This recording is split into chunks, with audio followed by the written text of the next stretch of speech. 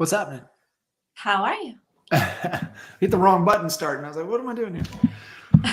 Uh, Welcome everybody, man. Thank you guys jumping into this Agent to CEO podcast. Got the one and only Miss Renee back in the house with us. What's up? How are you? I am great. Give me some what's good? What's good in the land? Well, it's raining out today, but the good news is like it's unseasonably warm. So we're excited about that. We'll take it. It's Take not too that, cold right? outside. It's not snow. We'll take it. Yeah. So good to have you back on. And, really, as we kind of, have the different conversations and ultimately everything gets thrown onto the podcast. But, really, today's conversation and focus is really, agent to CEO and that evolution and really what it takes to go from that, that single agent type mentality and mindset of coming into the business and what has to happen in that progression and that evolution. And I mean, you've ridden it all in different ways and on, team here, over here, business partner, solo, like just, tried it all. For you, like, what is that? I mean, is it just the constant pursuit of just trying to figure it out? What works the best? Does it move the seasonality of your life? Like how, the evolution for you within the real estate and the real estate business and business model, like for you, like where's your mind at with it? Yeah. No, I think it's two things. I think it's the evolution of the business itself and the model in which you choose to practice real estate. And then it's the season of life as well. So, I've got 3 kids. When I got into this business back in 2008, I didn't have 3 kids. So, I had one. It was just the hustle. And then it was like, hey, I think we eventually want to have more children. How do we have some leverage, for that? Then, the idea of growing a team made sense so that you could create some of that leverage. And then you grow a team and then you quickly realize that you assumed responsibility over more humans. So not only do I have more humans at home, but now I have more humans, in the workplace as well. So then it's balancing that. So I decided to have a partnership. So feeling like, okay, well, if I can't be all things to all people, let me leverage that and form a partnership. And what I want to say quickly realized, but I didn't quickly realize it was a process to get through, was that without clearly defined roles within that partnership, much like your relationships at home, not that you can't cross over, but in the business world, you really do need to have defined roles. You can't have 2 butts in one seat, as we discuss at KT, at Kitchen Table all the time. 2 butts in one seat just generally does not work. And we consistently tried to cross over and didn't define those roles, and ultimately decided that the partnership just didn't work. So we dissolved that partnership. And then I kind of just imploded everything. I didn't want team members to feel like they had to choose someone. So I just bowed out and said, you know what, I'm gonna let, whatever you guys choose to do is what you choose to do. I'm gonna bow out and kind of build this from the foundation up again. And by doing that, I also was doing it within a new model as well. And that's when I made my transition to EXP. But that new model then presented some other things. So it was just this, the evolution of the business, the model in which I decided to practice real estate, and, what does life look like outside of that as well? So really kind of designing it from the ground up again. And here we are. Here we are. So when did you kind of realize that, because there's so many ways to go about it. And, was there a moment for you in understanding, really how what you're using this business for versus, hey, I'm in here, I need commission checks, I just need some money, Yeah. and some flexibility, and so, like, for you, what getting in the business and what you thought it was and how you were using it versus the evolution and how you're using it today. Yeah, I think most people get into this business thinking they have, and I love that you used air quotes when you said flexibility because um, it's a very difficult business. You under the illusion that you get to create your own schedule, and which you can, as long as you're disciplined enough to get that schedule down pat. But when we're really hustling and grinding, we're pretty much like, the moment the phone rings, we're jumping at it. So it took a while to put those boundaries in place and kind of design my schedule to work for me. And you get on that hamster wheel, and I was like, oh, I'm going to get into real estate. I'm going to be my own boss. This is going to be great. And then, you know what? Not all of us are really great bosses. We just aren't. We're sure as hell not bosses to ourselves, right? Yeah, So you need to really figure out, hey, am I a great boss? Can I really lead myself? And that's what you have to start with, is leading yourself. You can't even begin to think about leading others if you're not leading yourselves. I see so many agents say, oh, they just think the natural progression is you start as a solo agent, you start doing some transactions, and you immediately have to grow a team. And a lot of times that's not, solo agent, most profitable. You're just going to be more profitable. That's pretty much all there is to it. Now, if you're trying to look for leverage and you feel like you are a good leader, then that might be the next best step, is to grow that team in the traditional sense, because that's another thing that's going on in the marketplace, where growing teams in the traditional sense, like we knew teams to be, it's a far different thing now. I remember coming up, and when you created a team, you had distinct buyers agents. They only worked with buyers, and you had distinct listing agents, only worked with listings. And that was just the way it was. And we were told, you can't be an expert in both. You have to choose. That's why I liked being a solo agent, because I didn't want to choose. I kind of dug them both. So growing that traditional team just didn't seem organic for me. And then it kind of evolved. It's like, you know what? No, you can do both. But who do you really want to do business with? And it just kind of organically trying all those things, being a solo agent, growing a team. I think other agents fall into this thing where they're like, I just need somebody to go out and show property for me. Right. So they hire a buyer's agent. They're going to run buyers. And then they quickly realize, because I did this, because I learned the hard way. Like, wow, I brought on a buyer's agent and I gave them all my buyers. And guess what happened? I gave away half my business.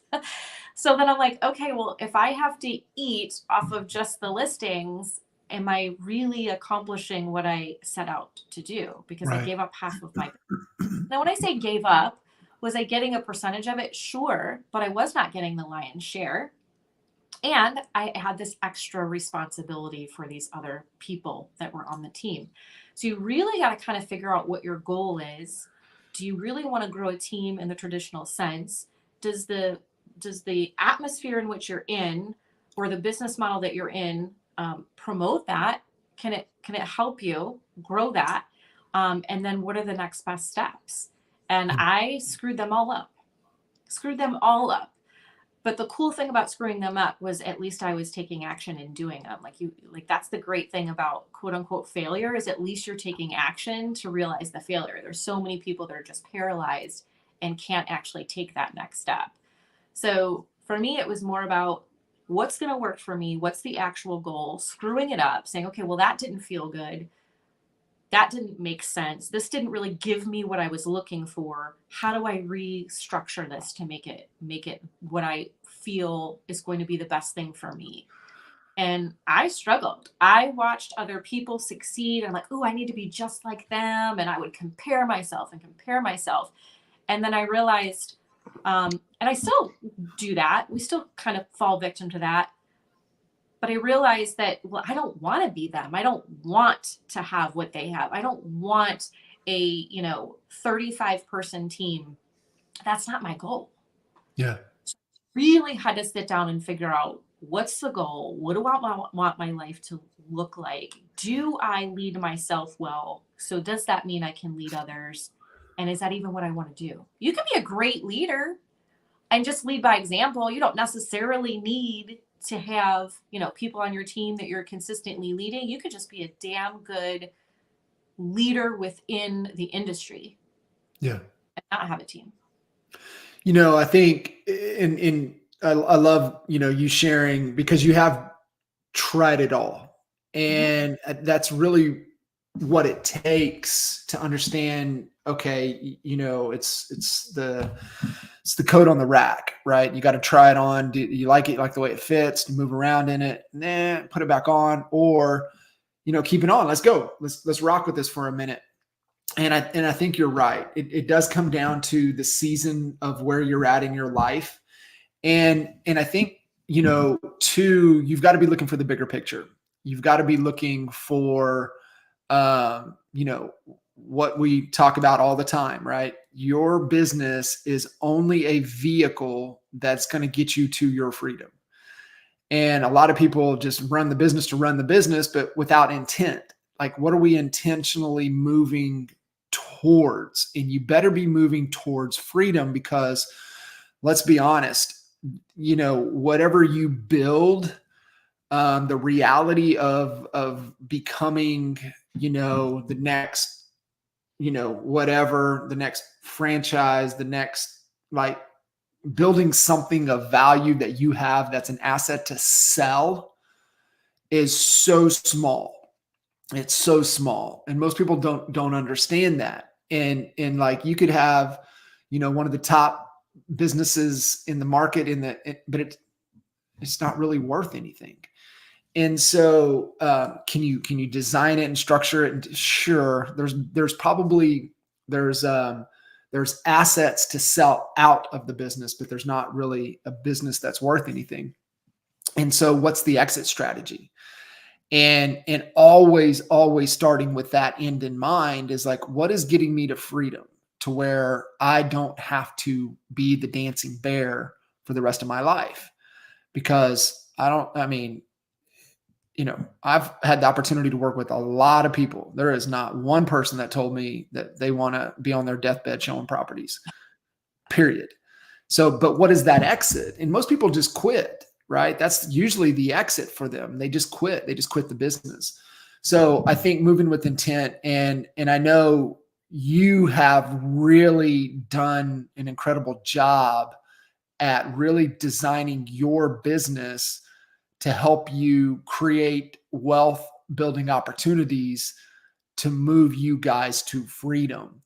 And that just, I love when you get to share your story and your perspective and what you're doing, because everybody has this opportunity. And there is nothing like it, of owning and operating a real estate business, because you are creating opportunities to go and get a piece of assets that you can turn into cash flow, which then gets you a revenue stream to where you're not trading time for dollars, that you can live the life you want, wherever you want, with whomever you want, do whatever you want, because you have this dollar amount coming in. And you guys are doing that. But so many people don't realize all the opportunity that they have within what they do day to day. They just, it hasn't clicked for them yet. So I would love for you to kind of share where that really clicked for you, and how, you've designed the business now, and understand that this is just your vehicle that you're utilizing to help you, create those opportunities. Yeah. So the funny thing about that story is that, my husband is a veteran. He was in the military. When he left to go to the bad place, when he was in Iraq, me and my son, we were here, and I was working a 60+ hour a week job. I was dropping him off at daycare at 6:37 in the morning. I wasn't picking him up till 6 o'clock in the evening. He spent the majority of his day at daycare. I was coming home and basically picking him up, getting him fed, getting him bathed, getting him to bed. And during that time, because of this 60+ hour a week corporate America job, I was doing a lot of this to him. I was on the phone and like, hold on just 1 minute, mommy's, and my husband's on the other side of the planet fighting a war. And it just did not sit well with me. I'm like, I'm working 60 hours a week to build someone else's legacy. This just doesn't make sense. Like, what if I just worked, even if I had to work 60 hours a week, what if it was for me? What could that change? That dynamic would absolutely change. So my husband and I actually started investing prior to me getting my real estate license. He was in a war zone, therefore he was earning tax-free dollars. And instead of going out and blowing it on, a great big truck, and which, don't make fun, I drive a great big truck now, but back then, that's just what they did. And he's like, instead of doing that, I remember sending him, most women, when they would send something to their husbands that are on the other side of the planet for Valentine's Day, they would send them different types of things. I sent him Rich Dad, Poor Dad. It was the book the gift I sent. The love right there. Right. He like opens it. It's like, what the flip? So I'm like, just read it. Can you just read it? So he's reading it, and he's got these other military guys. Like, he's in the middle of the desert. He's got these military guys like walking by him. He sees Rich Dad, Poor Dad. Like, they're like thinking he's got some major daddy issues or something, right? And he's just like, whatever, I'm going to read this. My wife wants me to read this. And then he got the itch. He's like, Renee's like, we're doing this wrong. And I'm like, I know. So we started investing. And so I was flipping property here by myself with him on the other side of the world. And then I'm like, okay, this flipping thing is cool. But then 2008 kind of happened, and the flipping thing went, Yeah. It was like, no, we can't offload these properties. So it's like, okay, now what? So we turned them into rentals. So we kind of started flipping and then went into by force, if you will, and pivoting, started doing rental property. That then became the reason why I got into real estate. Was I bought like 3 properties with the same real estate team that I still get to be kind of partners with today. But with the same real estate team, I bought 3 houses in a year and a half and was working on my 4th. And they're like, what are you doing? Like, why don't you just get your real estate license? I'm like, because I work 60+ hours a week. I'm flipping property. I have a tiny human at home, and my husband's on the other side of the planet fighting the war. Yeah, let's throw another thing in there. And then my company got bought out that I was working for. And I'm like, well, let's go get my real estate license. And we didn't abandon the investment side of it. That was just kind of working itself out. We had people placed in the rentals. Income was coming in. He was still fighting the war. And then he was going to process out back in 2009. So he processed out in 2009, came home. We flipped a few more. I was like, hey, you're home now. I'm going to really get into full-time real estate. And then those two things kind of married each other because of the state of the economy and the state of real estate. We were able to pick up assets relatively inexpensively because we did smart things and saved his tax-free dollars to purchase those investments. And then we just worked those together. So were there times that I was way heavier on the real estate business, buying and sell, helping people buy and sell? Yes. Were there times where we were a little bit heavier on the investment side? Yes. But they both fueled each other to the point where we had people reaching out, they'd be reaching out saying, hey, I need to sell a property. However, it's kind of distressed. We don't know what to do with it. Like, would you be interested in buying it? Okay, great. Let me take a look at it. And then we'd, grab assets that way. On the flip side, if it was something that wasn't going to work for us, I then had the ability to say, hey, this is what a full marketing plan looks like. Let me go ahead and get this listed for you so we can get the most amount of money and help you out in that situation. So we've just kind of married the two. And I mean, that was like literally, I got into real estate in 2008. Like, everybody's looking at me like I had like 3 heads. They're like, what are you doing? Everyone's getting out. What are you doing? But it taught me a lot because back then, prior to that, the phone was ringing for all the real estate agents. And I learned when I got in that I actually had to like pick up the phone and dial out. That's all I knew, was that I had to like make connections and go out and meet people and talk to people. The agents that had been in the business prior to me, it was a really big shift. So as going through the years and saying, okay, I'm a solo agent. 2014, I launched a team because that was the next logical step, right?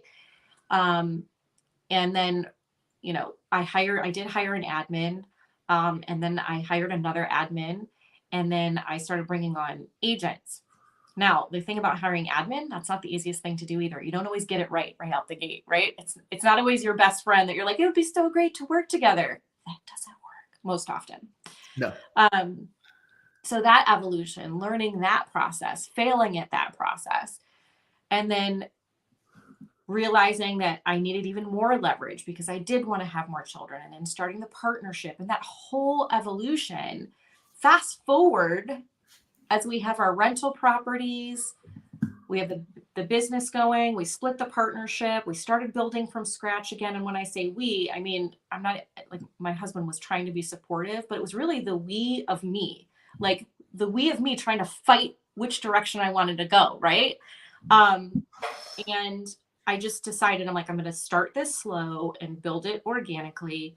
I wasn't actively seeking agents, but if somebody came to me and they were a really good fit, that's, we discuss it. And that's kind of how it kind of grew. And then we decided with our rental business that there was this new thing, and it wasn't so new to the world. It was new to us here in Northeast Ohio, was this whole Airbnb concept. And I remember somebody in our area that was doing it.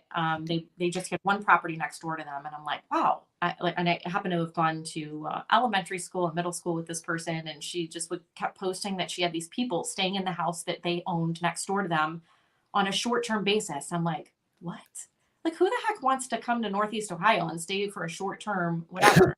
And then I kept watching what she was doing. So we end up at a graduation party, and they're there, because we're from a small town. Everybody knows everybody. So we're there, and I look at my husband. I go, hey, why don't you go over and talk to those people? And he's like, I don't know who they are. I'm like, just go over and talk to them. Ask them about the property that they own next to them and what they're doing. And he's like, okay. So he did. Reluctantly, he goes over and starts talking to them. And they start sharing some information about the fact that they bought the house next door to them. They fixed it up, and now they're renting it on a short-term basis by like 3 and 4 days. And he's like asking him a bunch of questions. He comes back to me and he is like, I need to talk to you. So the whole way home from the graduation party, he's like squawking and squawking about like how excited he is about this, and we could really do this. And I'm just sitting back going, like, this was so by design, right? I wanted you to, but I had to make it his idea, right? So we decided in 2019 to transition one of our properties to a short-term rental. And so we started that in the end of 2019. We launched, and we're like really nervous, like watching the bookings, like, is it going to happen? We start getting bookings. And then COVID hits, and every single one of our bookings like cancels. And we're like, right? So I'm looking at this going, oh, no. Like, wait a minute. This sounds familiar. This looks familiar. It smells familiar. What is going on? And I'm like, we're about to hit a shift, because that's when I got into the market in 2008, when everything was shifting. So everyone else was like panicking. And I'm like, no, we've been here before. What do we need to do?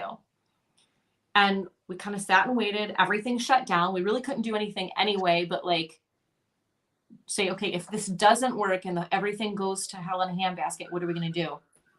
And then the real estate market started picking up again, right? Because everybody's at home and they're like, I don't like my space. We don't fit in here because everyone's there now. Like, all 5 of us are in this house. We don't fit. You really start to hate where you're at.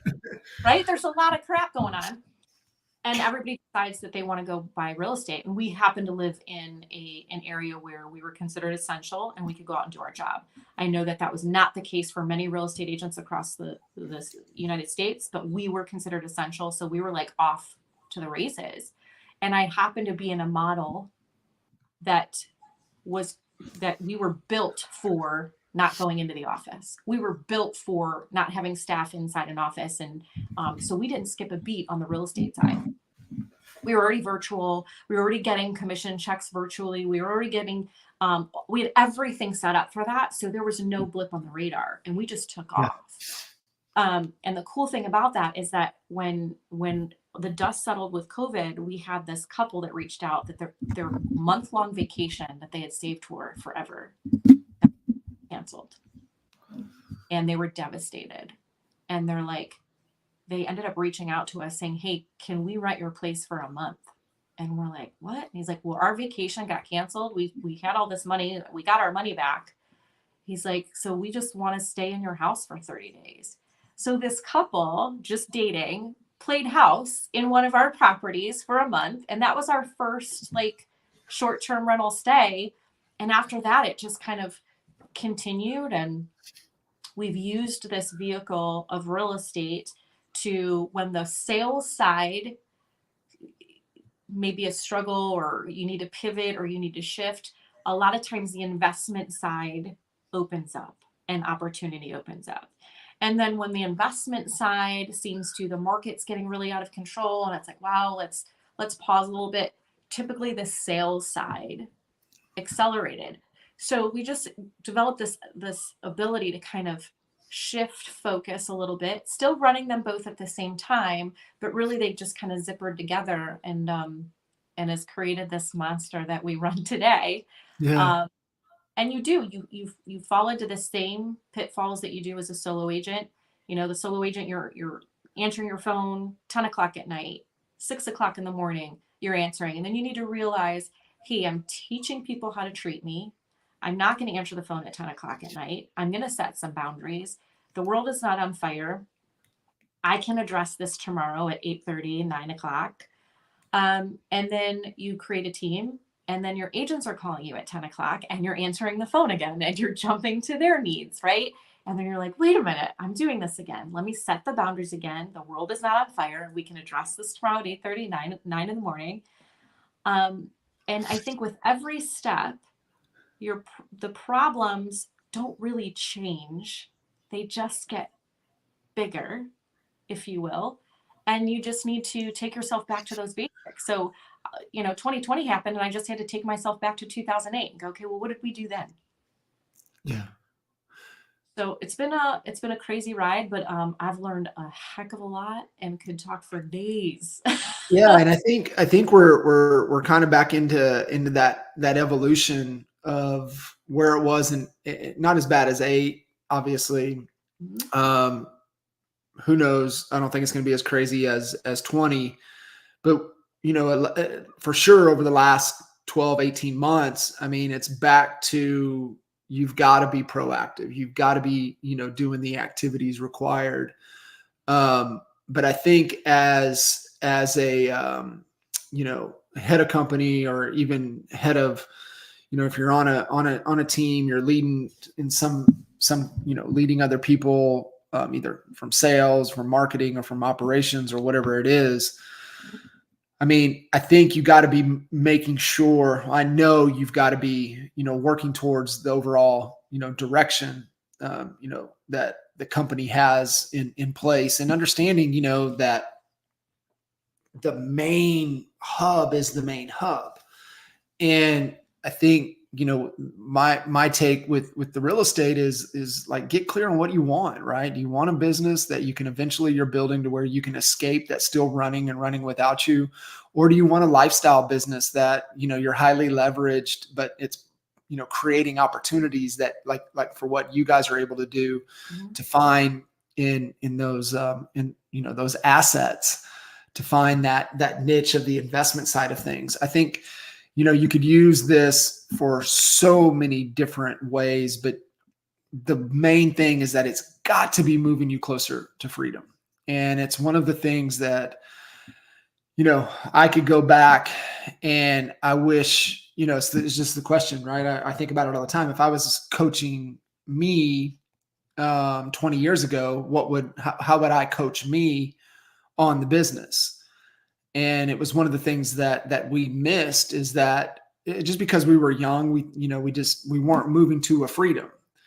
We were moving to be number one in the market, right? Like we were fighting that. And that doesn't give you shit. that just gives you more stress. That's not helping you move closer to, the destination and to the goal and where you're trying to go. And so that's what I would really go back and push on myself. And then obviously, where Caitlin's at, getting licensed, getting in, and like teaching her, to start with the end in mind, right? Like, hey, let's look at this on a 20-year run. What do we want, 20 years from now? Like, what's that life look like? And there's a lot of unknowns, things we don't know.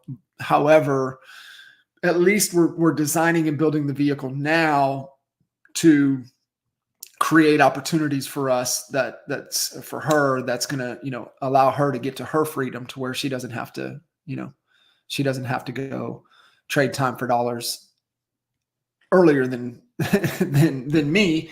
And that's one of the things that I wish I would have known, Kimner and I would have known earlier on. Yeah. So I look at, I don't like to look back often, because that's not the direction I'm going. And yet when I do, the same things kind of over, several years would rear their heads again. Like, so when I went back and looked at, like you said, if I had to coach myself again, when I look back at forming that partnership, we didn't have clearly defined roles. It's like, okay, well, let's learn from that. And then fast forward to today, the business that we run today, in terms of my team, everyone would ask me, like, well, why doesn't your husband get licensed? Like, why isn't he doing this with you? He seems to be highly involved in real estate. Why isn't he in the real estate business with you? And you and I would coach together, and I'm like, John, I don't know that I can. I'm going to leave him in his lane. Right. Exactly. We're going to stay over here. This is my sandbox. I'm going to play over in this. You are not allowed in this sandbox. Yes. Yeah. And I have to say there was some ego around that as well, because I know when I was flipping properties before he came home, he would come home at the end, like the house would be done, and he would come home like for a week, and he'd be, doing some last minute things, and people would come up and be like, wow, Albert, you did a really great job on this property. And I'm like, he just came home for a week. I'm like, I've been doing this for 2 months. And that sounds very, lame and like gratuitous and whatever. But I kept going back to that, going, oh my gosh, I don't want to resent this person, because if he comes in and we start doing this together, I knew that I had some ego where this was my baby. This is something I built. Yeah. And if he were to come in, and I didn't want to resent him, because I know who I am as a person, good, bad, or indifferent. I know who I am, and I'm working on it. Through our investment side, and when we started doing the short-term rentals, this was something that we could both be a part of, but that could be his lane. And I have to tell you, it's been so great, because we are in the same real estate space, but I have my lane. We have clearly defined roles. He runs the backside operations of the short-term rental business. Am I evaluating properties, and hey, is this one going to work? Does this location make sense? Does the design, what does this need to look like? I handle all that stuff. And then when it comes to the back end and the bookings and all that stuff, he's running that side of it. And it works very well, because we have defined roles. Yeah. The moment we try to, it starts going, the train starts going tracks, and we need to make sure that we're staying in our own lane. So just like that. That's such a great point, because I think on that, you've also got to look at it like its own business, is how you have to treat it. And so what I would say there is that if it is its own business, which it is, what's the goal? Where are we trying to get it to? Where does the revenue need to be for us, for this business to really make sense? Obviously the assets are there. We know that those things for, the future, but if we really want to treat this like a business and really look at it, then we've got to have a P&L with it. Right. And you got to really put the financial aspect to it, and making sure that it's hitting those targets that it needs to hit, for it to be stand on its own, but it's the who factor, right? I mean, that's where you guys have got it. Is he's the who over there, you're the who over here, and you're, I mean, obviously we help each other, but you understand that this real estate vehicle creates cash flow and other opportunities that feeds this other business. And I think, that's just a great way to go about it. And I always tell everybody is like, man, the more mind share that you capture, the more market share, the more attractive your business becomes, the opportunity's just there. Mm-hmm. And it never slows down. And so I think, the opportunities, it's like driving down the road and it's the whole red car, right? Like, Renee, yesterday, if you were out, how many red cars did you see? Probably not many in your mind, but you probably passed a bunch. Mm-hmm. Now you're going to go out today, you're going to see red cars everywhere. That's just like opportunities. Opportunities are everywhere. But if you're not thinking about it or thinking about where they could be, you're just going to drive right by them and you're not going to see them. And so you have to understand that this vehicle, your business, is like your car driving down the road every day, and you're driving right by opportunities. You just have to have an awareness and know what you're looking for, and you'll start to see those those opportunities everywhere. And that's what the real estate business does. And maybe we were conditioned this way, Renee, out of necessity. And that's why I cannot just believe how we squandered, because we weren't working towards a destination. We were just working to be bigger. Yeah. We focused on being better, because when you're better, bigger takes care of itself. Mm-hmm. Yet we really weren't thinking with the end in mind. And it's just like bananas. And I think that's why I'm so adamant with everybody. And I'm always pushing, I push you every day on it. It's like, what are you doing? Like, how is this creating more opportunities? Where are we at? Like, how many more properties do we need? How many do we need to be buying each quarter? Like, what's going on? And just making sure that, you're really taking advantage, because there's so many red cars that you're passing every day. And that's the interesting thing, is that, so another thing that I completely failed at in the beginning was getting the buy-in from everyone around me on what my goal was. I would create business plans. I would set goals. I would create vision boards. Now, if you were, in my space and you could see my vision board, could you kind of guess what my goals were? Sure. But I didn't articulate them. So when opportunities were right there in front of me that maybe I couldn't see, the other people in my world couldn't identify those opportunities for me either. So they weren't, if I was looking for red cars, I didn't tell anybody that I was looking for red cars. So what I learned through COVID, that's how late in the game it took me, was that, and it was by the circumstances. I had kids at home. They needed to be homeschooled. I had a business that I was now running my butt off for, because the market was crazy.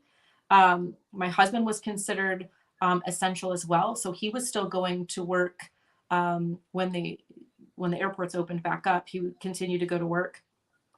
But it was like, okay, what is everybody's role?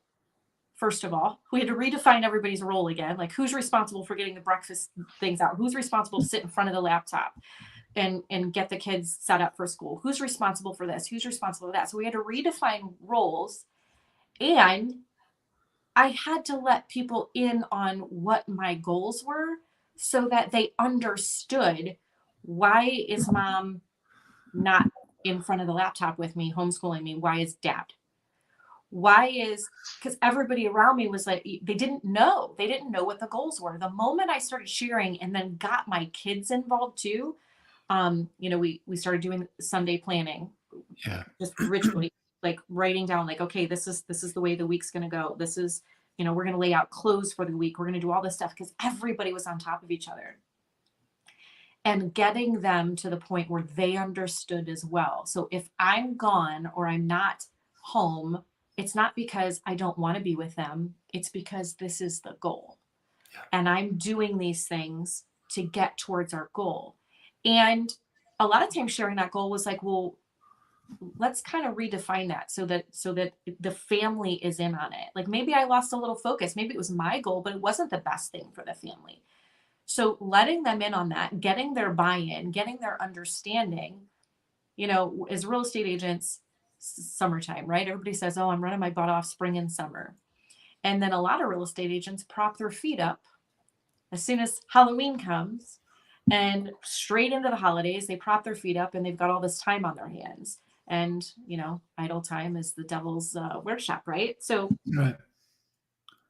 if I'm so busy, like maybe I'm a freaking amazing with my kids, getting everything for them, making sure they're supported, whatever, mom in the winter months, and maybe they feel like I'm an absent mom in the summer months. Well, that's confusing for a kid, right? Why is mom not around this much here? So it was sitting them down and going, hey, this is what happens. This is how this works.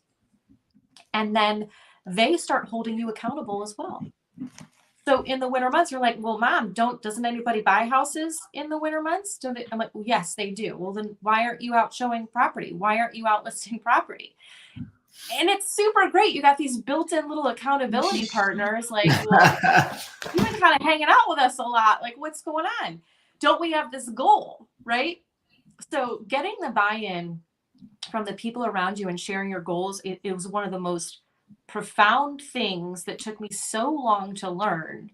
And I slip back, and then it's like things start going off the tracks. And it's like, why are they going off the tracks? Well, because I didn't articulate where I'm trying to go. And they didn't realize that they were putting blocks in front of me. And they didn't realize that they weren't supporting me in that goal. Yeah. So big deal. That's a great point. And I think, Renee, the thing there, and it's not only for family, I mean, it's for ourselves, but it's, to be clear, to understand, the vision that we have for our lives, the dreams that we have, the goals that, allow progress to be in pursuit of those dreams to get us closer to live the vision that we have, right things, right order. When you've got the team, and here's what I want everybody to wrap with this. It ain't just about the team, the business team. It's about the life team. And it is impossible for anybody in your business, in your health, in your relationships to support the plan if they don't know the plan. They cannot get on board with something that they don't know. And your job as a leader, as head of your life, is to, one, lead by example. Two is to have a vision and dreams and a goal for your life, for your business, for your relationships, for your health. And then you got to be able to articulate that in a way that people get excited and want to be a part of it and want to help and get on board.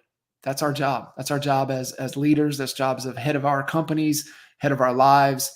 It's that simple. Is it easy? No, but it is that simple. And, I can't stress enough to everybody listening in, get the vision, get the dreams, get the goal for your life. And then how does this business need to be designed that's going to be able to accelerate and support and get you closer to that destination? Sure. And it becomes foggy sometimes. You gotta figure out how to get through the fog with that support team, that life team. We quickly, especially when we're running businesses, we automatically think that the next who needs to be plugged into the business. And a lot of times the who is on the life side that you need. And, we went through this the first time I ever went to agent to CEO so many years ago, was that light bulb that went off and was like, I don't need another buyer's agent. I don't need another admin. I need someone to manage the kids between those those hours where they get out of school and I still need to wrap up my day with real estate. I didn't have that leverage in place, and it was a stressor. It made my judgment cloudy. I felt like I was always looking at the clock going, oh my gosh, I gotta go. I need to get there before they get off the bus. It seemed so such a simple thing, but I was like, no, I need more leverage over here so that I can leave by this time. And the reality was, no, I just needed that person in the middle to get them off the bus, get them transition, get them whatever, and then I give me time to wrap up my day, and then I would come home and take over and do all the great mom things. And it was really hard for me to get to that place. Same thing with, my husband, not letting him know the goal. Does it make sense for him to be mowing the lawn for 2.5 hours? Or does it make more sense to hire someone to mow the lawn so that we free that space up, that 2.5 hours, to do whatever? For me, so we hired the lawn person, and I still had 4,600 square feet of house that I needed to get cleaned. And it was like, that would stress me out. I'd come home, the house wouldn't be clean. I'm immediately like, the shoulders are up here. I'm all tense. My stomach's in knots. And he's like, what is wrong with you? I'm like, just this house is like closing in on me. Everything's out of order. Nothing's organized. Everything's, and it was like, oh, we need the person to come in and clean the house, to free my mind space up, to let that piece go so that I can focus on the things that are important. And so many times we're like, no, I can't afford that. And it's like, wow, like really put a dollar figure on your time and know where you should be getting the leverage from. And that's always been a struggle for me. And now realizing that it is the life team, it is, who's the next hire, we're right now, we're in a position with the short and midterm rentals that the bookkeeping of that is getting difficult. It's getting difficult. My husband always did it because he had the time, but as you add properties, it gets more and more overwhelming, right? And we're just at that point where it's like, well, that's the who that we need to get in place. That's what needs to take place here. So it's constantly looking at, do I need someone on the life team? Do I need someone on the business team? And does everybody agree with that? That's where the next leverage point is. So good. Renee, you're amazing. And I know we'll do this again, and just keep leading, keep the foot on the gas. We're doing it. We're making mistakes, failing forward, and then fixing them and learning from it. So that's all we can hope for, and be better every day. Absolutely. Appreciate you. We'll see you. All right. Take care. Bye.